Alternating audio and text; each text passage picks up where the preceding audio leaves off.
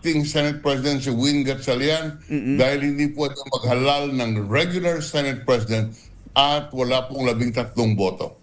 Okay. So pwede under the rules, pwede bang gawin 'yon ng 12 senador lang? Hindi ho ba ang majority ay dapat ay 13 senador?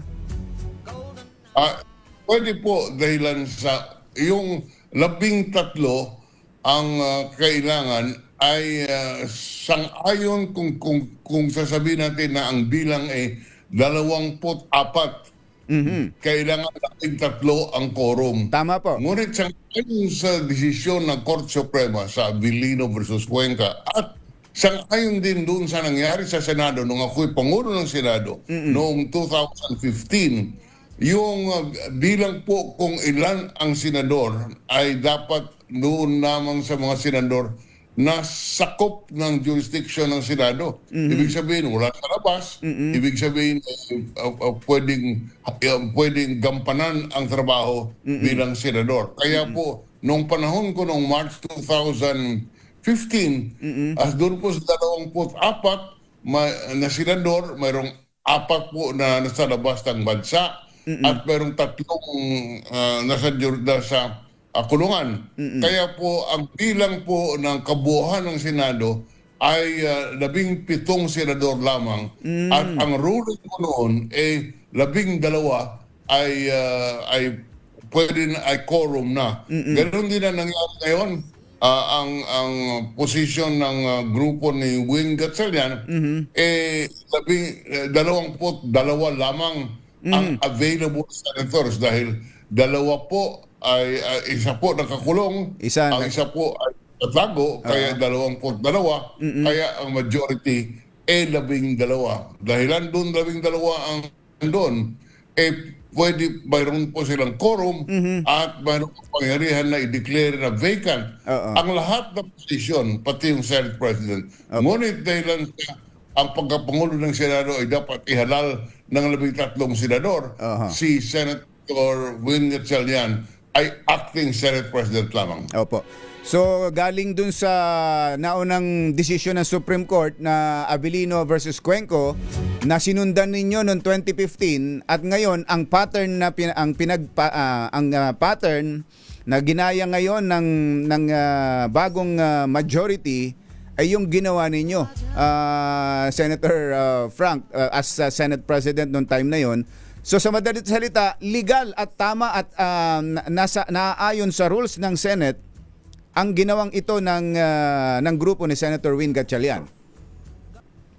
Sa aking tingin po, sang-ayon sa desisyon ng Korte Suprema, sang-ayon sa President o nangyari sa Senado noong March 2015 at kailangan po ang ginawa nila para po maituloy ang trabaho sa Senado dahil sa marami pang nakabinbin at nag-adjourn nga sila kung talagang hindi na po kung talagang hindi na kung kaya kailangan po mabuo ang Senado para magampanan ang tungkulin sa ilalim ng saligang batas ng as an impeachment court. Opo. So sa sitwasyon po ngayon, Senator Frank, ay pwedeng tanggalin yung Senate President pero hindi pwedeng maglagay ng bago. Tama yan, Jerry. Pwedeng tanggalin, 12 lang ang kailangan, ngunit hindi pwedeng maghalal ng Senate President dahil 13 ang kailangan. Okay. So kung pupasok po ngayon pupunta sa Senado si Senator Alan Peter Cayetano, hindi na niya pwedeng i-claim na siya pa rin ang Senate President. Wala po makapigil kay Senator Alan to declare himself as the Senate President. Pero ang mangyayari talaga, hindi siya i-recognize ng mas maraming senador at ng bureaucracia sa Senado. Opo. Meron pong naka-schedule ngayon na Blue Ribbon Committee hearing na in-schedule ho yan ng grupo ni na Senator Alan Peter Cayetano. Itutuloy daw ho nila ito ngayon. Kahit na yung kabilang grupo, yung bagong majority, ay nag-set naman ng Blue Ribbon hearing sa Monday. Paano ho yan, Senator Frank? Kung magpupuntahan ngayon sa Senado itong dating majority at sabihin, tuloy ang hearing ngayon ng Blue Ribbon. Wala pong administrative staff ang Senado ngayon. Dahilan sa nakita ko kahapon, mayroong direktiba na inilabas si Senator Gatchalian na itong araw na ito, work from home. Ay, gano'n ba? Wala pong papasok sa Senado. Kaya pwede pumunta doon sila Senator Cayetano, ngunit kung sino man ang gustong pumunta, ngunit wala pong administrative staff, walang magre-record ng pangyayari kung may mangyari man na hearing. At kaya sa record ng Senado, wala pong nangyari na hearing. Nangyari na yun sa akin noon ni Jerry, no? Ramp session na tawag namin. Tinake over ng grupo, balala ko si late Senator Blas Ople, naging Pangulo ng Senado, pinalitan ako. Ang ginawa na, hindi namin recognize at pinagbawalan ang recording ng anumang proceeding. Kaya sa kasaysayan ng Senado, hindi po nangyari yung tinatawag ng election ng dating ng yumaong Blas Ople. Dahil wala pong record. Ganito rin ang mangyari ngayon kung pupunta yung mga si Senator Pia Cayetano at yung 18 testigo, wala pong magre-record ng kanilang pagdalo at pag-meeting, kaya non-existent insofar as the records are concerned. Opo. Okay. Ito hong pangyayaring ito, dahil meron tayong papalapit na impeachment trial, ano nakikita ninyong epekto nun? Epekto nitong pabalit-palit na leadership ng Senado sa impending impeachment trial ni VP Sara? Matutuloy ang impeachment trial sa tingin ko. Tayo po may kasabihan sa aming mga abogado, mayroong presumption ng regularity ang ginagawa ng isang opisyal ng pamahalaan hanggang hindi po nabaliktad ng Korte Suprema. There is a presumption of regularity. Ibig sabihin, pwede itutuloy nila ang trabaho nila sa ilalim ng batas. Yan po ay legal at regular.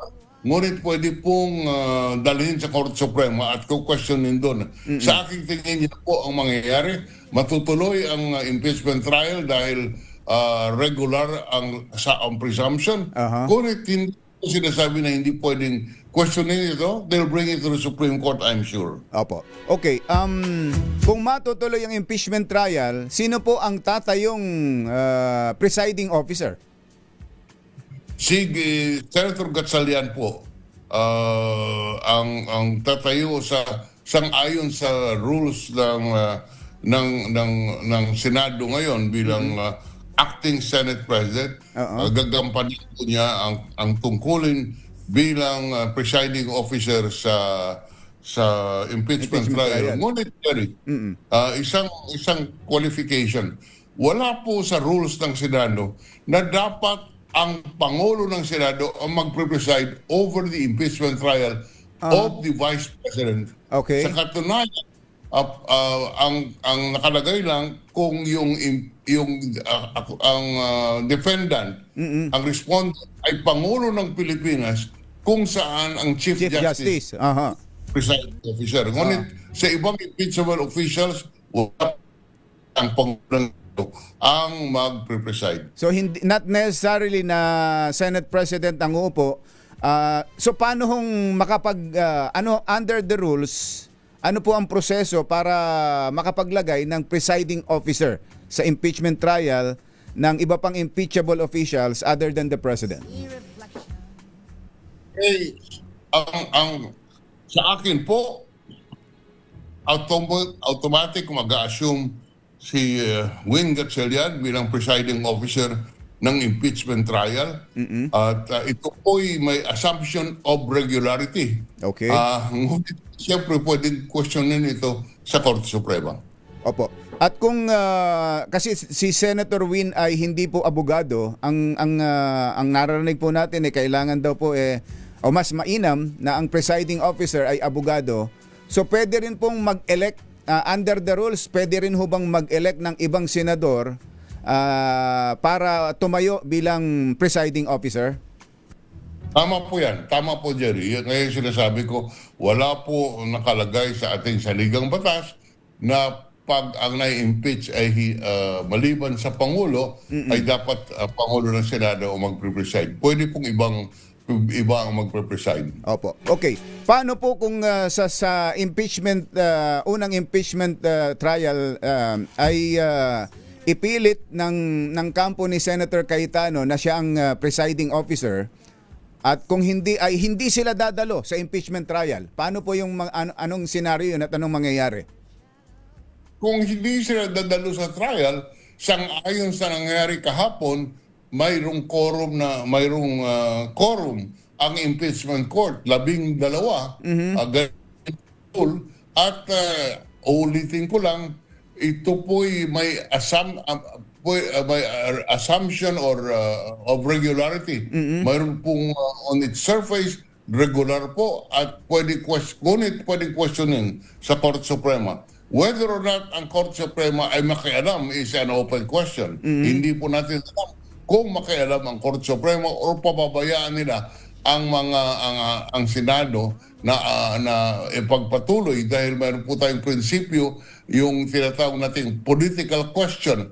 Pag sabi ng Korte Suprema, kahit doon sa Abilino versus Cuenco, kung sa tingin ng Korte Suprema, yung isang problema ay pwedeng sagutin ng political bodies or ng political departments, dapat sila ang magre-resolba. Hindi po natin alam kung anong magiging pasya ng Korte Suprema. Opo. Well, mukhang aabot ho talaga yan sa Korte Suprema, pero so pwede po pala, Senator Frank, na kahit na yun 12 lang, halimbawa ay mag-boycott din ulit ang grupo ni Senator Alan Peter Cayetano sa impeachment trial at 12 lang sila, pwede nilang ituloy ang trial? Tama po yan. Dapat ituloy. Dahilan sa yan ay tungkulin sa ilalim ng ating saligang batas, dapat ituloy. At ulitin ko lang, mayroong presumption of regularity. Hanggang sabihin ng Korte Suprema na hindi pwede, yan po ay pwedeng ituloy. Opo. Okay. Panghuli na lang, Senator Frank, marami dyan, yung iba pa dyan, mga nakaupo sa Senado, yung mga nakasama nyo pa, mga natuto sa paanan ninyo, yung iba yan, na nag-aral sa inyo bilang Senate President, Minority Leader, Majority Leader, Pro Tempore, at iba pa. Ano pong mensahe ninyo sa kanila? At para matapos ang impasse na ito, ano pong pwede ninyong ipanawagan sa kanila? Go ahead po, Senator Frank. Sa aking tingin at sa opinion ko, dapat isipin naman natin ang kapakanan ng bayan. Dahilan po dito sa gulong ito na nagiging deadlock, wala po makapagtrabaho. Ngayon po, may importanteng trabaho ang binigay ng ating saligang batas doon po sa ating Senado, at yan po ay maging impeachment court. Ang ating pakiusap sa ating mga dating kasamaan, dapat naman unahin natin ang kapakanan ng ating bansa at gawin na natin ang kailangan para po magampanan natin ang ating tungkulin bilang impeachment court sa susunod na linggo. Opo. May inaasahan ba kayo na isa pang pwedeng lumipat sa kabilang side, Senator Frank? Speculative, Jerry. Hindi ko alam. Marami akong naririnig ng space. Sabihin sa DCRH. Abangan na lang natin. Opo. Senator Frank, salamat po sa inyong oras. Magandang umaga po. Salamat, Jerry. Salamat. Senator Franklin Trilon, dating Senate President, dating Justice Secretary. Ayan, no? At humawak ng lahat ng major positions dyan sa Senado. Masamang tao lang ang takot sa dalawang to. Kaya kung maitim ang balak, Magtago ka na! Anthony Taberna, Jerry Baja, Dos por dos. Dos por So, dos. ganun pala, no? Mother, ganun pala, no? So, sa paningin ni Senate President, sa dating Senate President Drilon, dahil ginawa na rin nila pala nung 2015, itong ginawa ngayon ni na Senator Win, tama yon. So, acting president, merong acting president at wala ng Senate President. Hindi na raw po vacant. Vacant na ang posisyong Senate President. Ang meron lang ay acting president, si Senator Win bilang Senate President pro tempore. At ang bagong majority ay yung 12 ngayon dahil ito'y isinusunod na lamang sa 22 senators dahil yung dalawa ay hindi nga makakaganap ng kanilang tungkulin. At doon sa tanong na paano yung senaryo na paano kung ipilit ni na Senator Cayetano na siya pa rin ang Senate President at siya ang tumayong presiding officer ng impeachment trial, hindi ho raw pala pwede at kung sakaling mag-boycott ay pwedeng ituloy ang trial kahit ng 12 senador lang ngayon na bagong majority. Jerry Baja at Anthony Taberna sa Dos por Dos sa DZRH.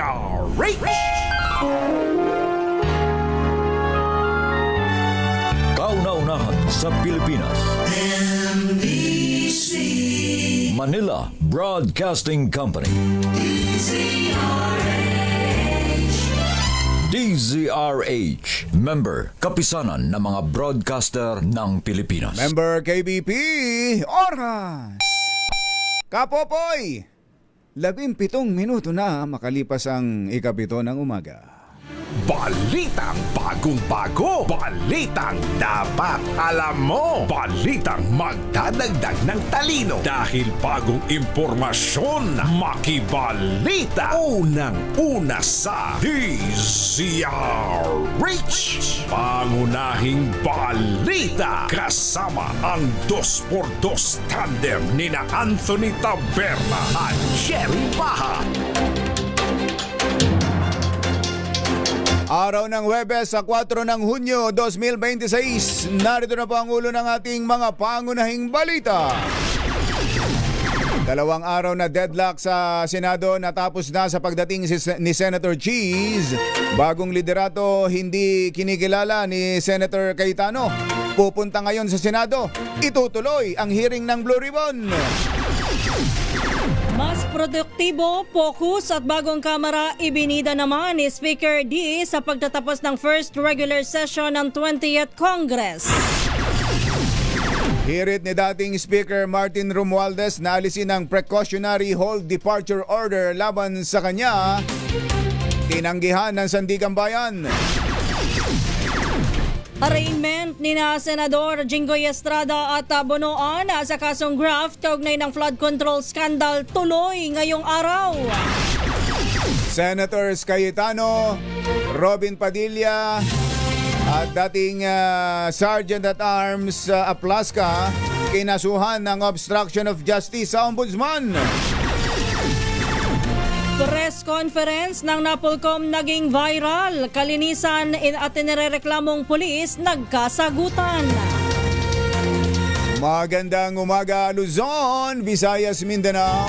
Good morning Philippines. Hello world. Kami po ang inyong mga tagapaghatid balita. Sa ngalan ni Katunying Anthony Taberna, ako po Kisas Habson. Ito po si Jerry Baha. At ito ang Pangunahing balita. detalye ng mga balita sa aming pagbabalik. 7:19 ang ating oras. This time check is